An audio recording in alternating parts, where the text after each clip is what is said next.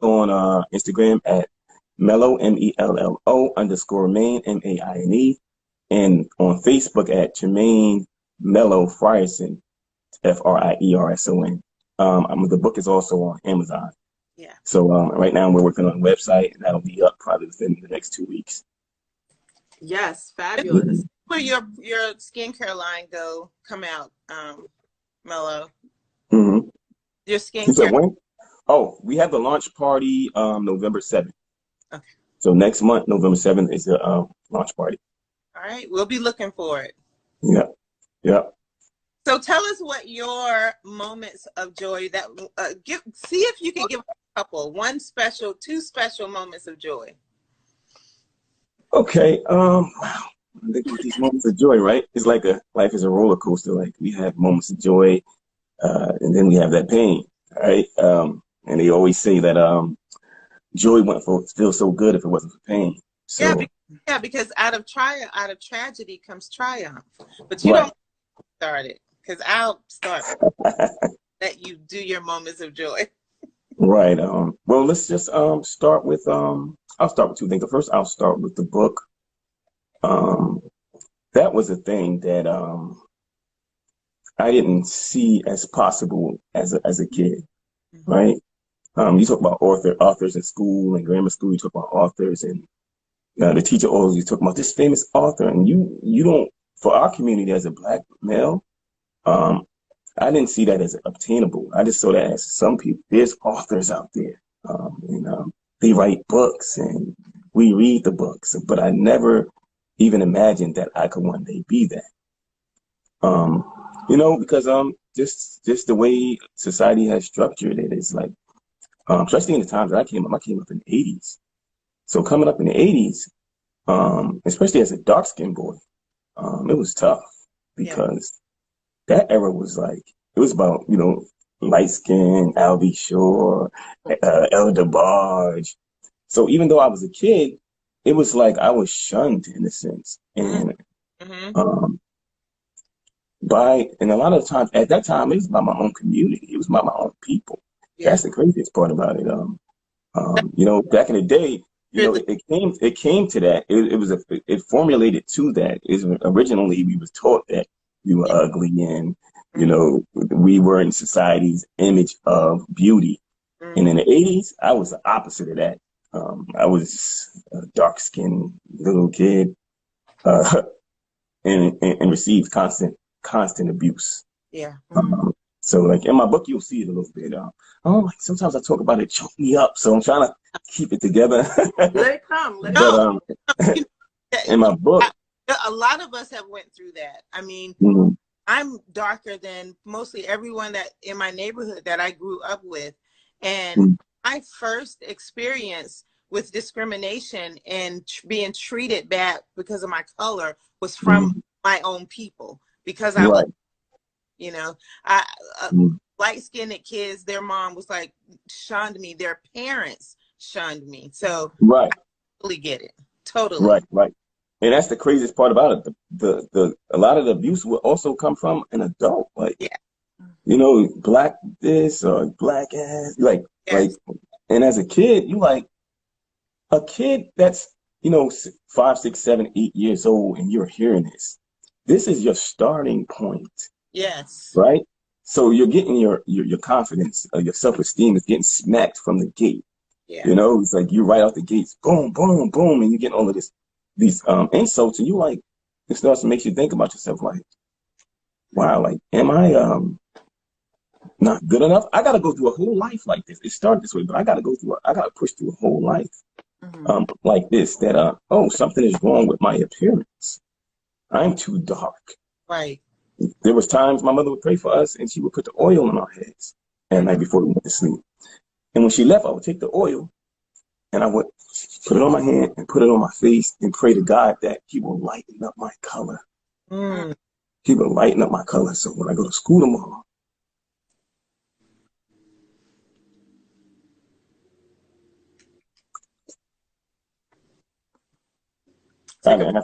Take a breath. So we told y'all that y'all may need the tissues.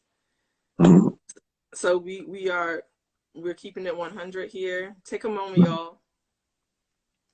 Those in the audience, breathe with us. Send some tissues in them comments, y'all, so we can see them through. Take a deep breath. You guys are helping somebody listening to this story. And we know that this ends in joy. And that is the most important thing. Right. So when I got to school tomorrow, I went to receive the insults. And on top of that, you know, my mom had 6 kids. We didn't have that much. So I was dealing with so much at that age. I'm going to pull it together. Hold on. That's all right. As I get older, I get softer. I don't know what that's about. You couldn't give me the crack about 5-10 years ago. Hey, told Kim he wouldn't even come on this Moments of Joy because he would never be able to hold it together. So. Right. So I went through that path as that dark-skinned kid.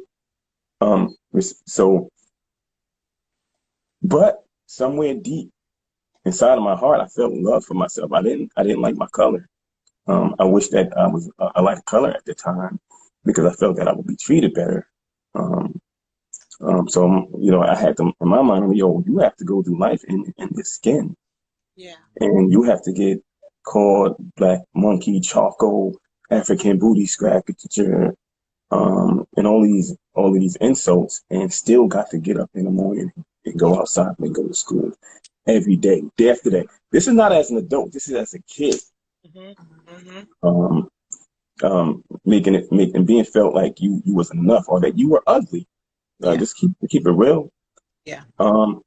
It wasn't until I, you know, started to get older until I started to come into myself, and to the point where I began to had to gain confidence later in my life. But as a kid, I wasn't a confident person. I started gaining confidence probably somewhere midway through high school, because at that point in time, it was being more accepted. The 90s kicked in a little bit. You know, I always say that there's a part. I don't know if you guys saw New Jack City. Have y'all seen New Jack City? Yeah. Classic. Christopher Williams was with his the brother from the educated brother from the hood, something like that. He was a Kareem Akbar, something like that. I wrote about it in my book because I wanted everybody. When I wrote my book, it was a series of different experiences combined into one story. Yeah. True experiences, but I combined it to one story with different characters, and some of my stories in it. Not all of it. I put bits and pieces of my story, but the piece of my book about the kid putting the praying oil in his hand and putting it on his face, wanting to be light. That's me. That was about me. I was trying to drive a point home, but after going through that whole process, I had to get to so New Jack City, right? So Christopher Williams is a part in that movie where Nino Brown was going around the round table and they had just been infiltrated, and he came and he was upset, and Christopher Williams was at the table and he had his hand on the table, and Nino Brown stuck a knife in his hand. They always say that very moment, that's when light-skinned brothers went up and dark-skinned brothers started marching in. That was in like early 90s. So the 90s took a turn, and that's when like we was getting more accepted. The Omar Epps and everybody started coming out.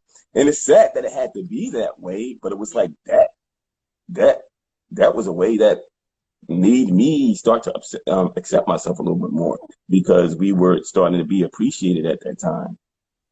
But I don't know why it ever had to be a thing. Well, I know why it had to be a thing. That was part of the separation back in slavery times. That was part of the things that was put in place to separate us, to have one more thing for us to be going at each other about. And we're not educated enough to see those things that have been put in place. That's, you know, house Negro, slave nigga, field nigga, light skin, dark skin. Yeah. Field plantation, you know what I mean? There's so many things that was put in place to create conflict and controversy. And that was one of them. And it's still to this day, in the 80s, 90s, to this day, there's still things put in place that separates us, but we're blinded and we can't see that. Yeah. So it wasn't until, like I said, it wasn't until I got into those days, you know, high school, college, and I was being accepted for some reason. It's like, wow, dark skin was the thing. Mm-hmm. And, you know, to this point in time, I just wish I was educated more on that. And, I was grounded enough to be able to get through that because I was grounded in love by my parents. I was fortunate enough to have my mother and my father around. So that helped my journey. The foundation was strong. But what about those kids that didn't have that? Where did that lead them? Yeah. Right. There's so much people out here that's so self-conscious or, not confident to the point where they're covering up their natural face or their natural being. It's like, they can't. No, I don't want to. I got to be careful with this. But I heard a woman one time said, "I can't go outside to the store because I don't have my face on." Mm-hmm. Mm-hmm. And to me, I'm like, your face is that's you're applying something to your face, but you're under the mask is your face, so you can't go outside like that. Why does that young lady feel like that? Yeah. Why can't she go to the store without makeup? Yeah. And that's another inspiration. I mean, that's another thing that inspired me with the all natural product as well. It's like, because sometimes people have things that they can't control, and I get that. I don't want to knock those people. So that's skin is struggling with skin problems and stuff like that. That's why another reason why I came up with that, because I want people to be able to expose themselves for who they are, and then everything else you put on top is the icing on the cake. You're beautiful first, and you need to understand that. I hear you bringing two joys, two triumphs that has come out of tragedy. My husband said in the comment that you have written a whole book about what you have been through and your stories, and you're helping others. So out of that tragedy came a triumph where you can help others, because there are some other little boys or little girls who are sitting down saying, "I wish I was light skinned." I know I was one of them because of the way I was treated. So I totally get it. And then the second thing is your natural product, your natural skincare product, because you see beauty in nature. You see our beauty in the natural state that it is in. So your tragedy has brought triumph where you can help other people.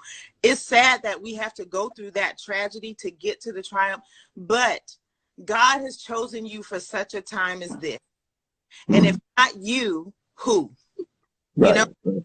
So absolutely. out of your tragedy comes the triumph where you can reach down and help others. And thank God that you had parents surrounding you to nurture you so you can get to this point where you are today.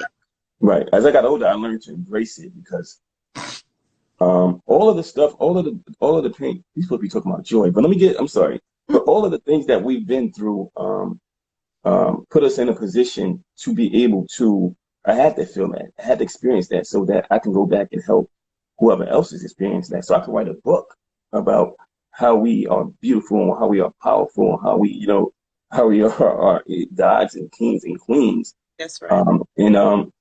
Just to get in front of, because when sometimes that turns you down a bad road, if you're struggling for acceptance and you're struggling for attention, it can lead you down a bad road. So my joy came through finishing that book. Yes. I had to finish it. It took me years to finish that book, because sometimes you get so consumed with life and going to work, right? You're going to work and you're trying to make a living, and you're doing the things. I worked with troubled teenage boys for about 15 years. I loved what I was doing because it was helping the community. But the things I wanted to do for myself had to take a back seat, because I would go to work and I would work all day, and then I would come home on a tired brain and start to write my book on a tired brain, a tired mindset. But I made a promise to myself, like, you want to write every night a paragraph, something, till you get this book done. But this book will get done, and it needs to get done. And I just I persevered and I pushed through it, and eventually got it done. So it was such a joy to when I got it done. It was like unreal. I'm like, I wrote a book? Like, what? Like, did you cry? Author? Did you cry? Man, and not initially, because it didn't connect at first. It was like unreal. That happens with me. When something big happens with me, it don't connect. I just be like, I just try to like take it in and feel it, but then it'll hit me at another point, off guard, totally off guard. I could be somewhere and somebody just say something to me that's triggered, whatever that is. And then reality strike. But it was like, sometimes I just don't believe it. Sometimes it don't hit me because it's still unbelievable. Like, I don't feel like it's real sometimes, because that's how far, I do. That's how bad it is for us, No, I think there were 2 times that I cried unexpectedly. I think when I first bought my house and I sat down on the steps and it was like, yo, I bought a house, and it's yours. And then the other time was when I got my book, the first book. I think I called Denise crying. I didn't call you. No, I called you because I ordered. Oh, you got it first. And I got the first copy. And so I called her and I was like, look what I have. And she just bust out into tears. And that whole time she had been so calm and so, and then that moment, it's just like those tears was just flowing. And then I started crying because I was so happy. But, and I like totally, what you're saying, I like totally feel it. Like this journey that you're going on, and to have something that you're, oh my God, see, I didn't have my tissue, but to have this, but to hold something that you manifested and put so much work in, and it's very purposeful, to have that and be able to hold it and then share it with everyone, you know, that in itself is joy, right? It's very, very grand, and it will make its way into the hands of the audience that it needs to be in. You know, it'll make its way there. But something else that you said resonated with me is that when you were younger, you didn't think you could be an author. And I was listening to you say that, and I never thought, you know, I never really thought of it like that. But I know now when I write because I want my son to see himself in books. But now, you know, there are other young authors that we've met and come across. And there was one little boy, I forget his name, I'm so sorry. But I met you at the expo. Right. Yeah. And there was a little boy there. I forget his name. I'm so sorry. If you're Is it John X Crew? John X Crew, something like that. Yes, he wrote the space book. He wrote the space. Yeah. So my son loves space. So I got a copy of his book and I brought it home and I told my son, I shared it with him. I said, we're going to read this. And he asked me, like, where did I get it and stuff. And then I told him that another little boy wrote it. So now he knows that there is someone who really looks like him, same age, same skin color, you know, all that, that did this. And this is something that he can do. And now he can see it. It's tangible for him. So listening to you say that, you know, I thought about that at that point, but listening to you say it, I think it was verbalize it was so much more impactful for me. So thank you so much for sharing that. Right. And it's like, I was just thinking about, as you was talking, I was like, when you go through tragedy like that, sometimes you can get upset and you decide that, listen, I'm angry and I got all this anger inside. Somebody has to pay for this. And subconsciously, I heard a lot of people due to that pain. Because as I came into a young man with all of that rejection. Yes. And I started to be accepted. I wanted somebody to pay, right? So, you know, I developed myself like, you want to be, it was like, I didn't get into drugs and I didn't get into, you know, any crimes and stuff like that. But it was like, when women started to be attracted to me, it felt so good that I had to have so much of it. Yeah. I had to have more and more and more. I had to have all the women I could possibly get my hands on because labeled that. Figure. And that's I'm writing about that in my next book that's coming up. The story behind like men like that, but that insecurity, it drives when you get that feeling, that little temporary feeling of joy or acceptance, or like it was like I needed it, like I needed it like a drug. People don't understand. I felt like I was addicted to it in a sense. And the deeper I got addicted to it, the harder it was to climb up out of it. Like it was really like an addiction that I had to kind of like lock myself in, and I had to get right with the Most High because I wouldn't have been able to do it without.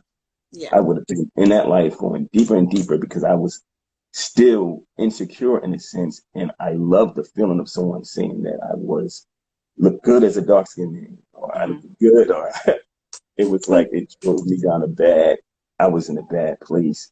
Even though I was being accepted, I was still in a very bad place at those times. So that when I talk about joy, when I first bought my house, yourself, because you hadn't accepted yourself, you were depending on other people to validate you and to accept. And it's almost like an entertainer who goes on stage and the more applause they get, the more they want because they have not applauded themselves yet.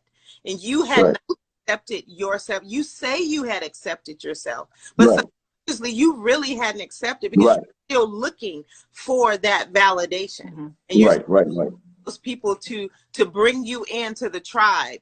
You have to accept yourself. Until that, we're not free. You live. And after all of that, I said, I'm going to college. I'm gonna get through college. I did all of that stuff, but I was doing it to kind of like show you that I'm gonna make it, you know. But it wasn't, like you said, I still hadn't accepted myself. I was doing that to show those people that, you know, I could still excel in it as that person, you know. Like I said, and it wasn't until I found the most, like I tried. At one point, I'm like, yo, you got to get out of this. But I was getting deeper and deeper. But then I had to like shut down because I was hurting people. So I have a question for you. So we did get it's not from me, but it's from someone in the audience. Can you, as you talk about your book and the journey that you've on, can you talk about how you felt when you first saw the words in your book, like on the pages, like physically on the pages, and you were reading it or someone read it? What did that feel like? When I got the book, when I got the package, I got the box in, you know, it came in the box. Actually, I went to get it. Like, I didn't wait for them. When my books were done, I drove out there to the publisher because I did self-publishing. I went to get it. I'm like, no, I'm not waiting for it to be shipped. I got to go get it. I went to get it and I brought it home and I cracked open the box. And when I opened the box, it was just like a feeling that came over me like, wow. Yeah. All that work, you know, I just, you know, you thought about all the things you've been through in life and it starts to, you know, transforming your mind, and you just look at that book like, I wrote this, I did it. Like, I accomplished, I finished this. Like, because a lot of people start thinking, you know how many people that could be authors right now? They started books and just didn't finish it. Right. But I finished it. It meant everything to me. Even I didn't care if I didn't sell one book at that point in time. It was more of finishing. Yeah. It was for me. I needed it. I needed to prove to myself that I was going to start something, finish, because we weren't in. My father wouldn't let us start things and not finish it. Like, if you started that sport and you don't like it, you're gonna finish the season, and then you can stop at that point. But but you're gonna finish what you started. So I knew I had to finish it, even if it did take those 7 years. And you know, like I said, you're so consumed with work, and then it's like, you know, it was funny. I ended up getting injured on my job, and that opened up an opportunity for me to just knock out that book. And I was praying. I was like, please give me some. I need to finish this book. I mean, I don't know if I got to get hurt a little bit or not too bad. Like what's going on? I need some time off. I just need to get this done because it was a strong need for it. Although I was working with troubled teenage boys, I needed to dig and touch deeper. And I had to get that book. And it's like I said, I got more plans because a lot of people don't read, you know. So sometimes you got to sometimes put it on as a visual. So I'm working on things like that as well. But it was like, that was joy. When I cracked that box open, it was like,